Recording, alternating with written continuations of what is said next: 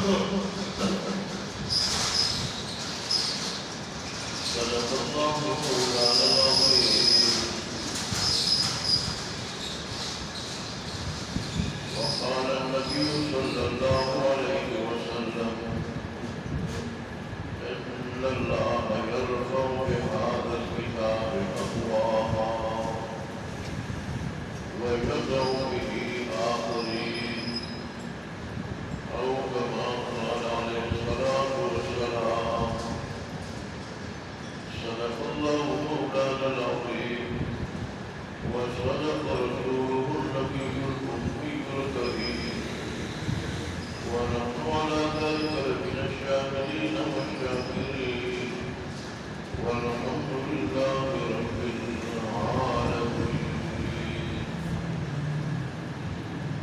میرے قابل احترام بزرگوں اور عزیز بھائیوں، میں نے آپ اللہ کے سامنے قرآن مجید فرقان حمید کا ایک مختصر سا پیغام تلاوت کرنے کی سعادت حاصل کی۔ رب تعالیٰ سے دعا فرمائے کہ رب تعالیٰ کے اب سے لے کے مرد تک ہمیشہ کہنے کے لیے حق سچ اور صحیح بات کہنے کی، اور پھر ہم سب کو پرسوں اخلاص کے ساتھ مکمل عمل کرنے کی توفیق عطا فرمائے۔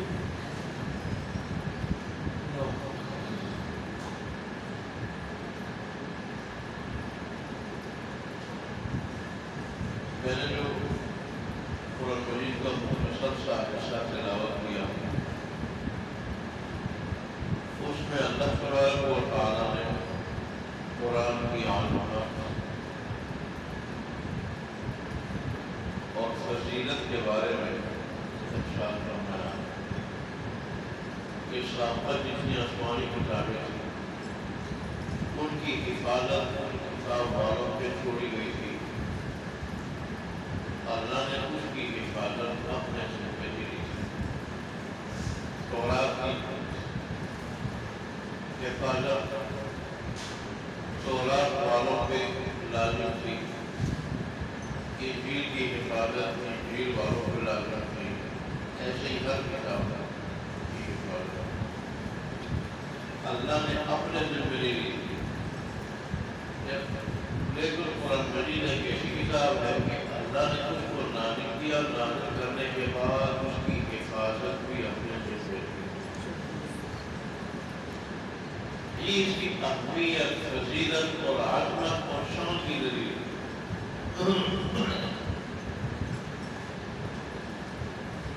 کہ صحابہ اقوام کے ذمے جب ان کتابوں کی حفاظت دی گئی تو وہ معقول نہیں رہی، اس میں رد بدل ہوا، گڑبڑ ہوئی، تبدیلیاں ہوئی۔ اللہ نہیں چاہتا تھا کہ قرآن میں رد بدل ہو، تحریر ہو، گڑبڑ ہو، تحریف ہو، گڑبڑ ہو۔ اس کے مطلب کو تعالیٰ نے اس کی حفاظت اپنے اور قرآن میں دو چیزوں کا نام ہے، الفاظ اور معانی۔ اللہ نے الفاظ کی حفاظت کی ذمہ داری اور یہ کام اللہ نے حفاظ سے کی۔ اللہ نے جو حفاظت کی ذمہ داری دی اس کے لیے اللہ نے اپنے بندوں میں سے اسپیشل فورس تیار کی۔ الفاظ کی حفاظت اللہ نے حفاظ کے ذریعے کی، معانی کی حفاظت اللہ نے علماء کے ذریعے کی۔ اسی لیے تو کہ الفاظ کی حفاظت معانی کے مقابلے میں زیادہ مشکل نہیں۔ حفاظ کی فضیلت اپنی جگہ بہت بڑی لیکن وہ محدود ہے، اور معانی کی حفاظت الفاظ کے مقابلے میں مشکل ہے۔ سب کو سمجھنا، یاد کرنا، سیکھنا، تو اللہ نے علماء کی فضیلت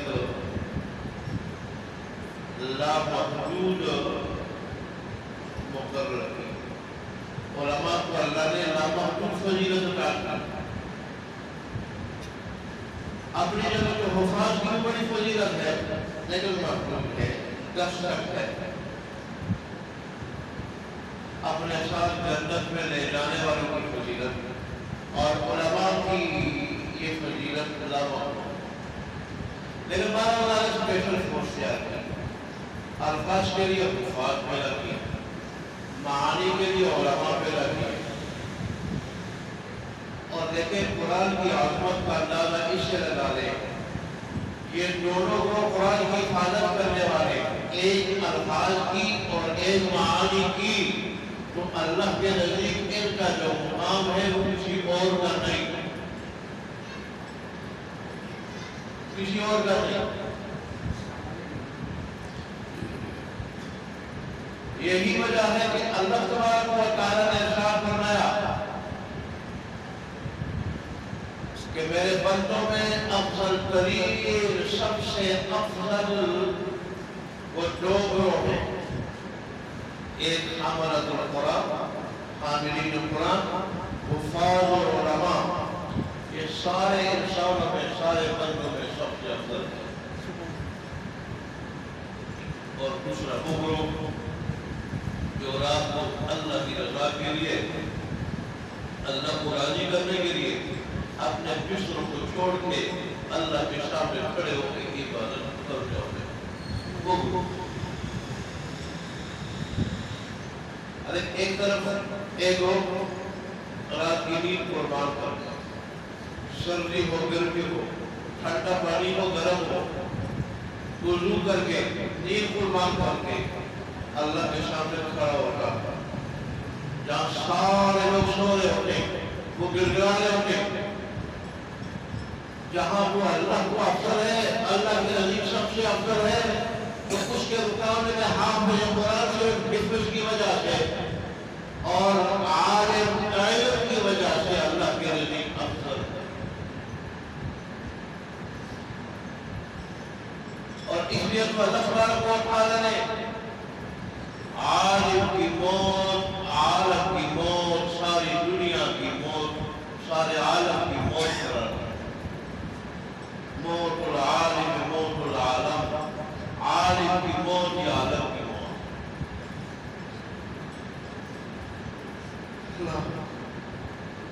کہ عالم کی وجہ سے اللہ کا دین زندہ، اور جب تک اللہ کا دین دنیا میں زندہ ہوگا، لوگ اللہ اللہ کر رہے ہوں گے، اللہ کے دین پہ چل رہے ہوں گے، پھر کائنات بھی زندہ ہوگی، دنیا قائم ہوگی۔ اور جس وقت اللہ کا دین زندہ نہیں رہے گا، لوگ اللہ اللہ نہیں کریں گے، اللہ کے دین پہ نہیں چلیں گے، تو پھر یہ دنیا نہیں رہے گی۔ اسی وجہ سے تو کائنات کے اندر جتنی چیزیں ہیں عالم کے لیے دعائیں کرتی ہیں کہ اللہ علماء کو قائم و دائم رکھ، لمبی زندگی عطا فرما، ان کو قائم و دائم رکھ۔ کیوں؟ یہ ہیں تو عالم ہے، یہ ہیں تو ہم ہیں، یہ نہیں تو ہم نہیں۔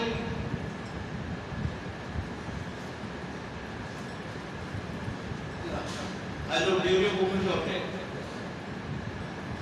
یہ ڈاکٹر کی ڈگری ہے، یہ انجینئر کی ڈگری ہے، یہ فلانی چیز کی ڈگری، سب سے بڑی ڈگری حفظ قرآن اور علم دین کی، سب سے بڑی ڈگری حفظ قرآن اور علم دین کی ہے۔ یہ جو ڈگری آپ حاصل کریں دنیاوی، اول تو 16 سال 20 سال پڑھ کے اس کا صلہ دنیا میں نہیں ملتا، اس کا صرف دنیا میں نہیں ملتا۔ بہت سارے ایم اے، ڈاکٹر، انجینئر اور بڑی بڑی ڈگری حاصل کرنے والے بے روزگار پھر کے تنگ آ کے اپنی سڑکوں کو آگ لگا دیتے ہیں اور ریلی چلانے پہ مجبور ہو جاتے ہیں، محنت مزدوری پہ مجبور ہو جاتے ہیں، اور پھر فرق اگر ان کو دنیا میں اس کا صلہ مل جائے، دنیاوی زندگی تک وہ دنیاوی زندگی تک وہ صلہ دائمی نہیں، وہ کامیابی دائمی نہیں، اس کا سفر دائمی نہیں۔ لیکن حفظ کی وجہ سے، علم کی وجہ سے، اس ڈگری کی وجہ سے انسان کو جو صبر ملے گا، جو صلہ ملے گا، وہ دنیا آخرت دونوں میں ہے، دنیا آخرت دونوں میں ہے۔ اس کا صبر دائمی ہے، دائمی ہے، ہمیشہ رہنے والا ہے۔ یہی وجہ ہے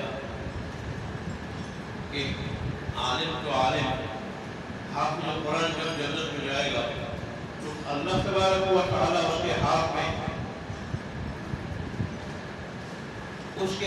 ایک پرچی رکھے گا۔ اس پرچی پہ کیا لکھا ہوگا؟ الملک لک، کہ اب آج کے دن کے بعد حکومت تیری ہے، بادشاہت تیری ہے، میں نے تجھے بادشاہ رہا کر دی۔ یہ پرچی رکھ لے گا آپ میں جو قرآن کے ہاتھ میں ہے، اس کے ذہن میں یہ سوال پیدا ہوگا کہ دنیا میں تو بادشاہتیں ہوا کرتی تھی، کسی کی بادشاہت 30 سالہ، 40 سالہ، 20 سالہ، 15 سالہ، اور پھر پاکستان میں 5 سال، اور 5 سال بھی کوئی قسمت والا پاکستان میں پورے کرتا، کوئی 20 مہینے، کوئی 2 سال، کوئی 19 مہینے، کوئی 3 سال۔ تو یہ بادشاہ اللہ نے عطا کی، یہ کب تک ہوگی، کتنی ہوگی، کتنی مدت تک ہوگی؟ یہ سوال اس کے ذہن میں آئے گا کہ بادشاہ ہے وہاں پہ محلات دیکھے گا، محلات عجیب ہوگی۔ یہ تو حافظ قرآن ہے، اس کا وہ مقام ہے اللہ کے نزدیک۔ حاملین قرآن کا تو بڑا مقام ہے،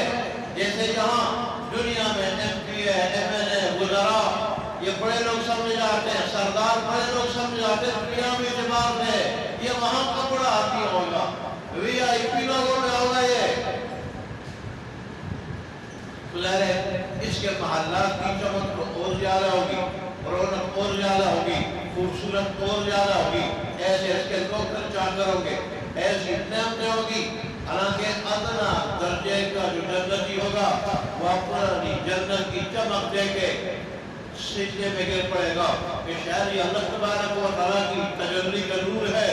اللہ کی تجلی کا نور ہے، سجدے میں گر پڑے گا اس کی تعظیم کے لیے۔ پھر نوکر جا کر ملازم اٹھائیں گے، وہ کہیں گے اللہ تبارک و تعالیٰ کی تجلی کا نور تو بڑی اونچی شے ہے، اور وہ جو بعد میں جب نصیب ہوگی تو پتہ چلے گا یہ تیری جنت کی چمک ہے، اللہ کی تجلی کا نور رہی۔ پھر جو حافظ کو جنت ملے گی وہ کیسے ہوگی، عالم کو جو جنت ملے گی وہ کیسے ہوگی؟ وہ ادنا درجے کا جو جنتی ہوگا، جنت میں داخل ہوگا، 80,000 غلام کھڑے ہوں گے اس کے استقبال کے لیے، پروٹوکول کے لیے 80,000 غلام کھڑے ہوں گے، ایک ایک غلام کے پاس 80,000 کھانے ہوں گے، سارے اس جنتی کو پیش کریں گے۔ وہ یہ وہاں کا پیٹ دنیاوی پیٹ نہیں ہوگا، بل ہضمی ہو جائے گی، بس ہضمی ہو جائے گی، یا انسان کھا نہیں سکے گا، جتنا چاہے گا کھائے گا، بل ہضمی نہیں ہوگی، پیٹ پھولے گا نہیں، وہ کھانے پیش کریں گے، یہ مزے لے لے کے یہ کھا رہا ہوگا۔ اگر ادنا درجے کا جنتی اس کا یہ عالم ہے، تو پھر حافظ قرآن کی جنت کا، اس کے محلات کا، اس کی چمک اور دمک کا کیا عالم ہوگا؟ تو اللہ تبارک و تعالیٰ جب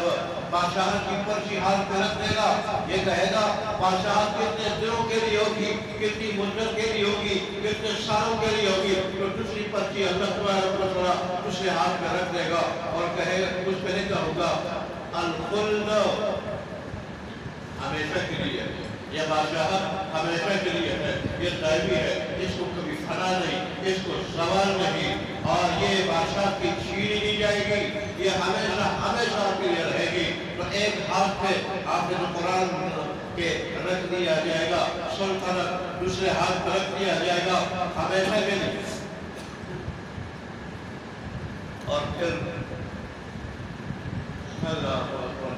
حافظ قرآن پھر جنت پہنچے گا، وہاں دیکھیں گے اس کے والدین دیں گے، تو وہ کہے گا وہاں کے جو ملازم ہیں، نوکر چاکر ہیں، ان سے کہے گا کہ میرے والدین کہاں ہیں؟ وہ کہے گا کہ ان کا وہ مقام نہیں جو تو حاصل کر چکا، ان کا مقام دوسرا ہے،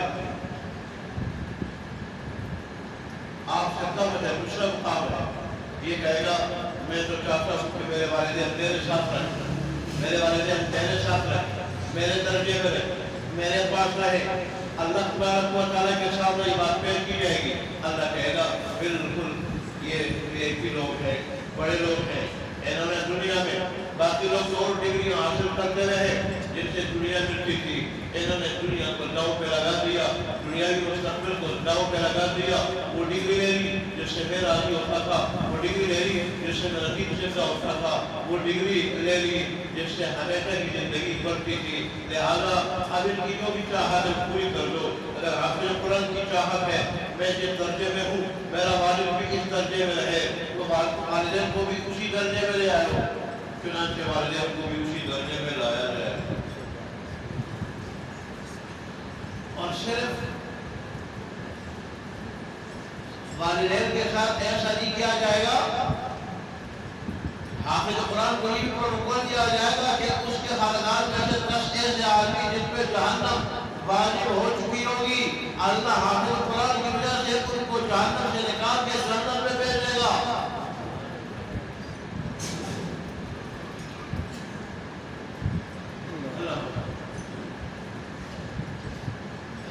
قرآن کی تلاوت، قرآن کی حفاظت، قرآن کی اشاعت یہ بہت بڑی چیز ہے، بہت بڑی چیز ہے. ایک مرتبہ گورے کو خیال ہوا کہ قرآن کو مٹا دیا جائے، قرآن کو ختم کیا جائے. قرآن نہیں ہوگا، مسلمان پڑھیں گے کیا، سیکھیں گے کیا، عمل کس چیز پہ کریں گے؟ اور جب قرآن نہیں ہوگا جو جس چیز سے ہم ڈرتے کہ مسلمان کامل مسلمان نہ بن جائیں، قرآن مسلمان جہاد نہ کر دے، جہاد کی وجہ سے ہمیں نقصان نہ پہنچائے. قرآن نہیں ہوگا تو یہ چیزیں بھی نہیں ہوگی، نہ تلوار ہوگی، نہ جہاد ہوگا، نہ وہ چیزیں ہوگی جن سے ہم خطرہ محسوس کرتے ہیں. بے حیائی عام ہوگی، بے دینی عام ہوگی، حیا کا جنازہ نکل جائے گا. جب قرآن نہیں ہوگا تو اس نے کیا کیا؟ قرآن کے نسخوں کو خریدنا شروع کر دیا اور مختلف جگہ جا کے قرآن کے نسخوں کو اٹھا کے خرید کے اٹھا کے لے جانے لگے، یا کسی بہانے سے قرآن مجید کے نسخوں کو اٹھا کے لے جانے لگے تاکہ یہ ختم ہو جائے، دنیا میں یہ نہ رہے. تو ایک دیندار آدمی کو پتہ چلا، وہ پہنچا ایک جگہ مدرسے میں، تو اس نے ایک حافظ کو اٹھایا اور کہا بیٹا پہلے سپارے سے پڑھ لے. پہلے سپارے سے پڑھنے لگا، 2-3 سپارے پڑھ لیے. دوسرے کہا کہ درمیان سے پڑھو، 2-3 اس نے پڑھ لیے. پھر دوسرے تیسرے کو اٹھایا کہ آخر سے پڑھو، 2-3 اس نے پڑھ لیے. گورے سے کہنے لگا کہ کاغذ کے اوراق سے قرآن کو ختم کرو گے، لیکن ان حفاظ کے سینوں سے قرآن کو کیسے ختم کرو گے؟ ان حفاظ کے سینوں سے قرآن کو کیسے ختم کرو گے؟ پھر گورے کو سمجھ آئی کہ واقعی جب تک یہ حفاظ ہیں، جب تک یہ حفاظ ہیں تو اس وقت تک قرآن کو ختم کرنا آسان نہیں، قرآن کو ختم کرنا ممکن نہیں. یہود نے، نصارہ نے، ان دونوں نے بڑی کوشش کی کہ قرآن میں رد و بدل کرے، تحریف کرے، یہاں تک کہ انہوں نے ایسا بھی کیا کہ آزماتے ہیں قرآن کی حقانیت. مسلمان کہتے ہیں اس میں کوئی تحریف نہیں کر سکتا، کوئی گڑبڑ نہیں کر سکتا. تو جب پہلے اور کتابوں میں تحریف کر کے ان پہ پیش کرتے ہیں ان لوگوں پہ، پر قرآن میں تحریف کر کے مسلمانوں پر پیش کرتے ہیں. پتہ چل جائے گا کہ مسلمان جو کہتے ہیں قرآن میں کوئی تحریف نہیں کر سکتا، کہاں تک سچے ہیں یہ. چنانچہ انہوں نے انجیل کو بڑا خوبصورت دیکھا اور اس میں بڑی غلطیاں اور گڑبڑ کی، اور پھر جب انجیل والوں پہ انجیل پیش کی انہوں نے انعام دے دیا، شاباش دی، داد دی، انعام دیا. پھر اس میں تورات میں اس کو بڑا خوبصورت ہے، بڑا سجا کے رکھا، مغیر کیا. اور پھر بڑے خوبصورتی کے ساتھ اس کو لکھا، خوبصورت جلد لگائی اور غالباً سونے کے پانی سے لکھا۔ لیکن جب تورات والوں پہ تورات پیش کی، تورات والوں پہ تورات پیش کی، خوشبوئے بڑے ہماری کتاب کو بڑا مزین کر کے لکھا گیا ہے، مزین کر کے بنایا گیا ہے، اور پھر جو ہے نا اس کی عظمت کر کے ہم پہ پیش کیا گیا ہے۔ انہوں نے انعام دیا، داد دی، لیکن جب انہوں نے وہی بات قرآن کے ساتھ کی تو مسلمانوں نے جوتے مارے، مسلمانوں نے جوتے مارے۔ انہوں نے نسخے پیش کیے حفاظ پہ، نسخے پیش کیے علماء پہ، حفاظ نے الفاظ پڑھ کے کہا الفاظ میں یہ گڑبڑے، علماء نے معانی چیک کر کے کہا کہ اس میں یہ گڑبڑ ہے۔ تو اس طرح پھر مسلمانوں نے جوتیاں ماری، ان کو جوتے مارے۔ اوپر سمجھ گئے کہ واقعی مسلمان جو کہتے ہیں، یعنی کہ علماء کہتے ہیں کہ قرآن وہ کتاب ہے، اس میں تعریف نہیں ہو سکتی، یہ بالکل برحق بات ہے، قرآن میں تحریف نہیں ہوتی، بلکہ علماء نے تو یہاں تک لکھا ہے۔ آج دیکھیں ہمیں حفاظ کی عادت ہمارے دلوں میں نہیں، جن کے سینوں میں قرآن ہے، کسی کاغذ پہ قرآن اگر لکھا ہوا ہو تو اس کا مدد کرتے ہیں۔ کہیں لکھا ہوا ہمیں گرا پڑا ہوا ہمیں نظر آئے تو ایک دم استغفار پڑھتے ہوئے، انا للہ پڑھتے ہوئے اس کو اٹھا دیتے اور بوسہ دے کے سائڈ پہ جو وہ کسی اونچی جگہ رکھتے تھے، کسی اونچی جگہ پہ رکھتے تھے، اونچی جگہ ادب والی جگہ رکھتے تھے۔ مقدس اوراق جہاں ڈالے جاتے وہاں جو ہے وہ رکھ دیتے، مسجد میں لے آتے، گھر میں اگر یہ سب پڑا ہوا دیکھ کے اونچی جگہ پہ رکھ دیتے۔ تو قرآن اس وقت پر قرآن تو اگر بے حیثیت اور حقیر کاغذ پہ قرآن لکھا جائے، اس کی اتنی عظمت کرتے ہیں انسان جو اشرف المخلوقات ہے، پھر وہ مسلمان بھی ہے، اور پھر مسلمان کے ساتھ اس کے سینے میں قرآن ہے، اس کی عظمت ہمارے دلوں میں سمجھ کی بات ہے، سمجھ کی بات ہے، عقل سے کام لینے کی بات ہے۔ جہاں ایک حدیث سے قرآن کے ٹکڑے کی اتنی عظمت ہر آدمی اگر کہیں دے دے چوم کے اونچی جگہ انا للہ پڑھتے ہوئے استغفار پڑھتے ہوئے اس کو رکھ دیتے ہیں، یہ قرآن یہ کاغذ اتنا عظیم کیوں بنا؟ اس کے اوپر قرآن لکھا ہوا، تو جس حافظ کے سینے میں قرآن پورا لکھا ہوا ہے وہ پھر عظیم کیوں نہیں ہے؟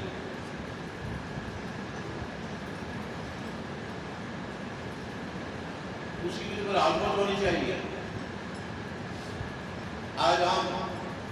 جو بھی ملے، چھوٹا ہو بڑا ہو، ایک حقیرانہ نے جیسے مولوی کہتے ہیں اس کو کرتے ہیں، اول تو دیکھنا گوارا نہیں کرتے، دیکھنا گوارا۔ آج اگر چپ رہے کسی کو تو وہ حافظ، عالم، قاری، وہ چپ رہے۔ آج اگر عزت اور احترام نہیں، عظمت نہیں، تو ان لوگوں کے لیے حالانکہ خود اپنا رویہ جو قرآن کے ساتھ ہمارا سلوک ہے، کاغذ کے ساتھ ہمارا سلوک ہے، وہ ہمیں جھنجھوڑ رہا ہے اور یہ بات بتا رہا ہے کہ جب کاغذ کی اتنی عظمت قرآن کی وجہ سے ہے تو پھر حافظ قرآن کی عظمت قرآن کی وجہ سے کیوں نہیں ہے؟ وہ جو انسان اشرف المخلوقات ہے، انسان ہونے کی وجہ سے اشرف ہے، پھر مسلمان ہونے کی وجہ سے اور بھی اشرف، معظم، محترم ہے۔ اللہ اکبر۔ دوبارہ قرآن کی حفاظت، الفاظ کی حفاظت حفاظ کر رہے، معانی کی حفاظت علماء کر رہے،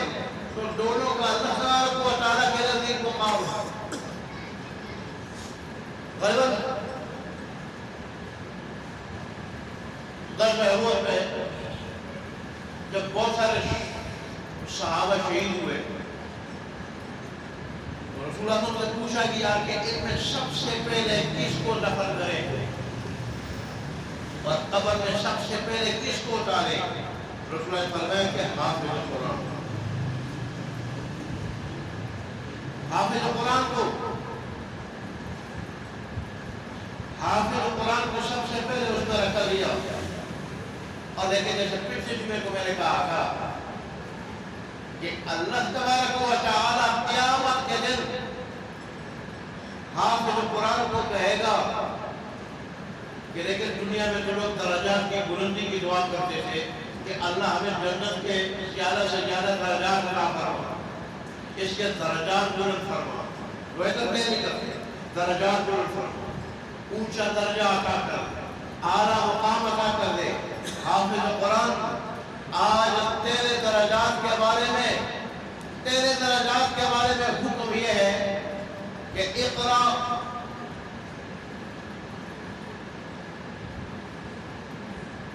قرآن مجید کی آیات کو پڑھتا جا اور جنت کے درجات میں چڑھتا جا۔ قرآن مجید کی آیات کو پڑھتا جا اور جنت کے درجات کو بلندتا جا، چڑھتا جا جنت کے درجات میں۔ جہاں قرآن مجید کی آخری آیت ہوگی وہاں تیرا آخری درجہ۔ قرآن مجید کی آیات کا نظر کتنی آیات، کتنے درجوں کے حافظ قرآن کے، اور پھر میں نے اس کے لیے جو سونے کا محل بنا ہوگا، خاص کر حافظ قرآن کے رہنے کے لیے، ویسے جو اس کو ایک پورا شہر ملے گا جو یا مرجان کا بنا ہوگا، پورا ایک شہر حافظ قرآن کو ملے گا، لیکن خاص کر جس محل میں یہ رہے گا، اس کی رہائش ہوگی، اس کی حوریں ہوگی، وہ سونے کا ہوگا۔ اور اس محل کے پہلے دروازے پہ جب پہنچے گا 70 حوریں اس کا استقبال کرے گی، اور پھر جب اگلے دروازے تک پہنچے گا 1,40,000 حوریں،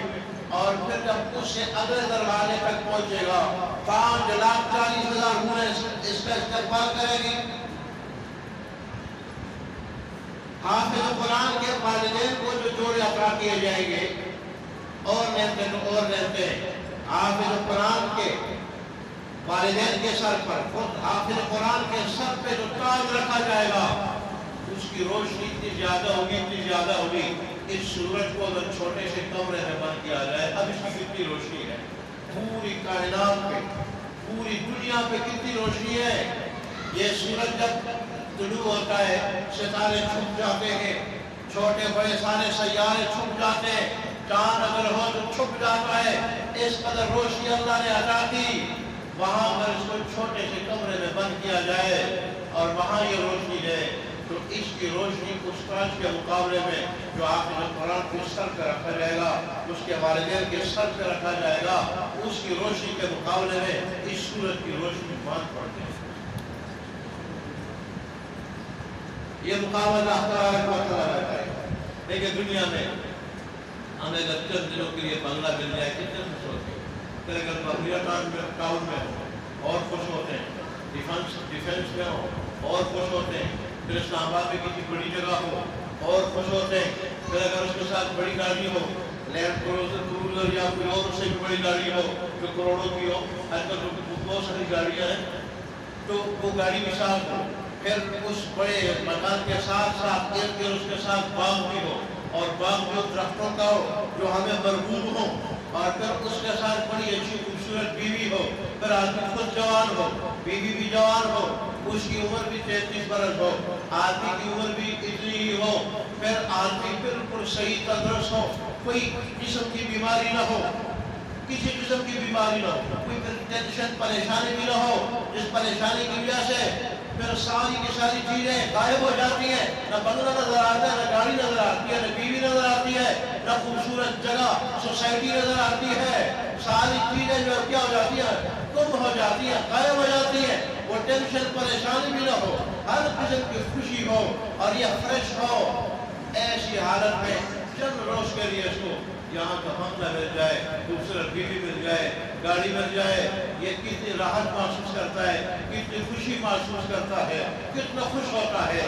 جہاں موت نامی کوئی چیز نہیں ہوگی، جہاں بیماری نامی کوئی چیز نہیں ہوگی، جہاں کمی نامی کوئی چیز نہیں ہوگی، اور